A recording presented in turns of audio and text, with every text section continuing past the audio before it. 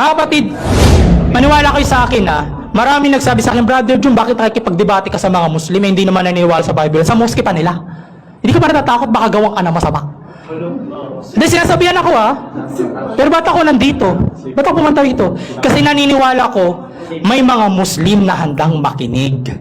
Hindi lahat ng Muslim sarado ang isip. Hindi lahat ng Muslim ay pangungutya agad at hindi pakikipagkapwa-tawang inuuna. Alam ko maraming mabubuting mga Muslim at nakita ko yun sa inyo dito mga kapatid.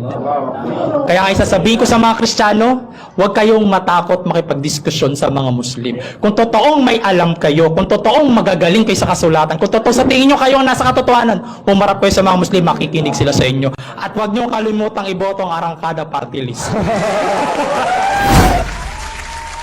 At huwag niyong kalimutang iboto ang Arangkada Party List. Inna Allah wa malaikatuhu yusalluna 'alan nabi ya ayyuhalladhina amanu sallu 'alaihi wa sallimu taslima. Inna Allah wa malaikatuhu yusalluna 'alan nabi ya ayyuhalladhina amanu sallu 'alaihi wa sallimu taslima.